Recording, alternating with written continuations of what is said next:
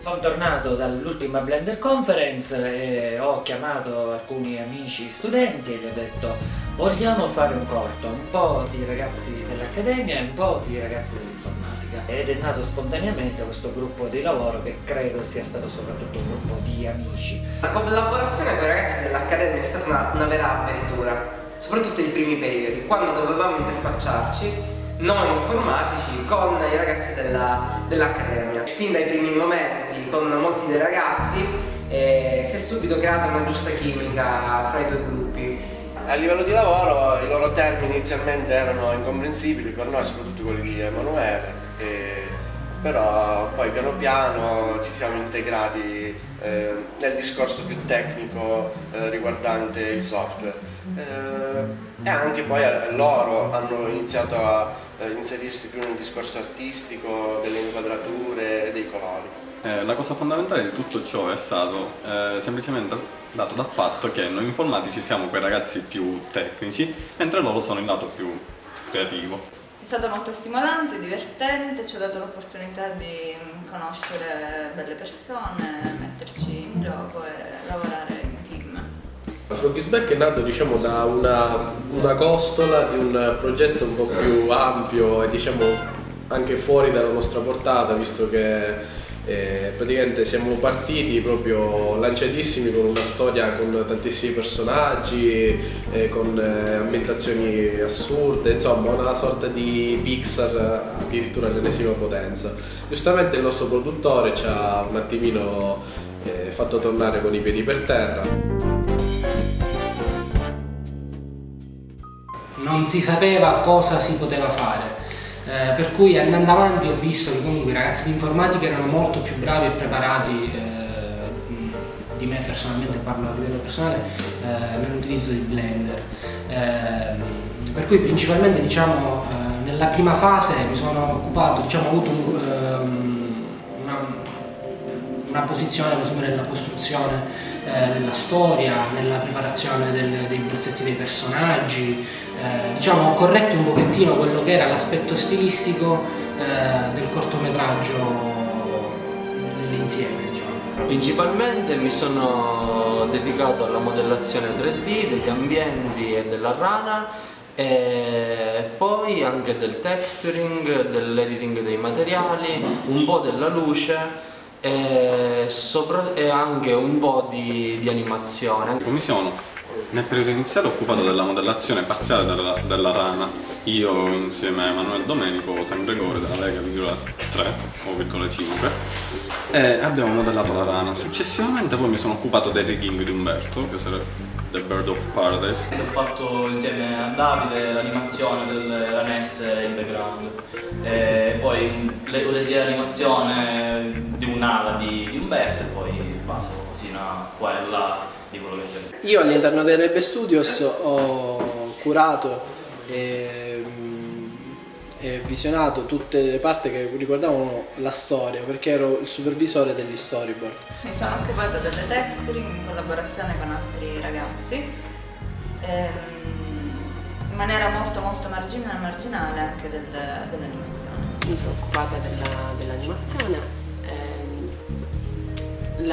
in particolare di una parte che è toccata un po' a tutti. Il corto è stato diviso infatti in due parti, una parte comunque recitata e la seconda parte cantata.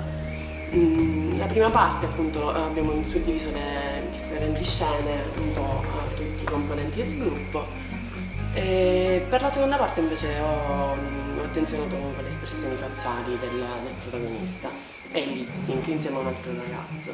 Froggy's Back è un cortometraggio a costo zero, ovvero gli unici costi sostenuti da parte della produzione sono solamente quelli dovuti a piccoli elementi collaterali di produzione, non per la produzione direttamente. Il film è stato realizzato solamente col tempo degli studenti, dei ragazzi dell'Accademia di Informatica e dalla volontà e dalla grandissima passione da parte di alcuni grafici che fanno parte appunto dell'entourage di Froggy's Back, che hanno dato vita e hanno dato la nascita dei Rebe Studios. Noi giochiamo un po' con questa storia degli studios però dentro di noi è sempre stato un grande desiderio. Dopo aver finalmente deciso la sceneggiatura, quindi la storia, cosa i nostri personaggi dovevano fare, siamo passati appunto alla successiva fase della pre-produzione, ovvero i concept dei personaggi, come dovevano apparire, diciamo anche il carattere che dovevano avere, diciamo per appunto anche entrare in sintonia sia tra di loro che con il pubblico. Per Froggy abbiamo deciso di praticamente partire con la base di appunto la storia si basa su questo personaggio un po' sfigatello, allora abbiamo deciso di renderlo un po' tozzo, un po' grasso. Mentre Umberto, appunto, essendo diciamo un uccello del paradiso, quindi essendo diciamo un po' più regale, un po' più bello, l'abbiamo reso molto brillante, molto elegante e soprattutto, visto che è uno dei protagonisti che appunto canta, è anche un po' più affascinante, stile diciamo cantante famoso. Nel mio lavoro di texture ho utilizzato dei software per il ritocco digitale come GIMP, basandomi non proprio su un fotorealismo molto pronunciato, però cercando di trovare dei colori vivaci che potessero rendere giustizia a un corto di questo livello. È stata un'esperienza bellissima perché è stato un work in progress continuo.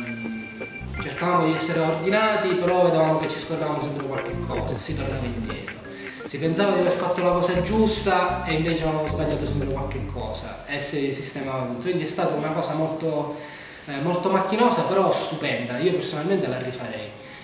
Si è perso tanto tempo e questo ha dato dei grossi problemi nella fase di produzione, però servirà per le prossime esperienze. Parliamo del processo cooperativo tra chi ha modellato inizialmente e chi ha animato.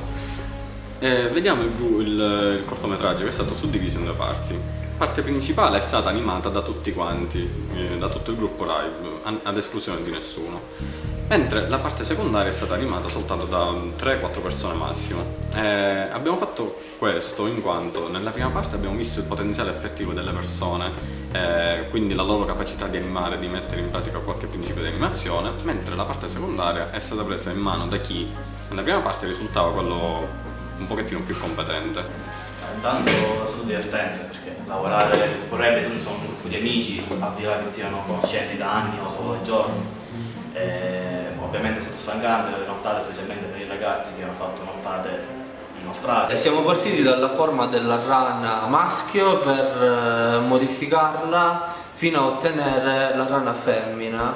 E poi seguentemente abbiamo modificato la rana femmina per ottenere tutte le altre, senza partire da zero, però semplicemente spostando le parti della rana maschio. Questo ci ha permesso di utilizzare lo stesso scheletro e animarla utilizzando gli stessi comandi.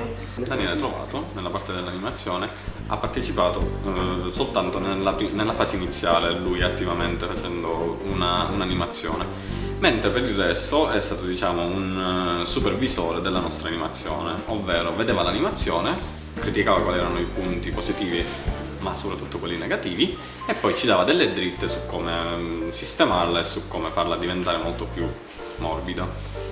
La possibilità di poter fare determinate scene con l'ausilio di determinati animatori o modellatori era molto limitato. Infatti il tempo di realizzazione di Froggy's Back è stato di 6 mesi, considerando comunque l'ultimo mese di preparazione, di finalizzazione, di impacchettamento e di stampa. Froggy's Back appunto è stato realizzato in poco più di 4 mesi.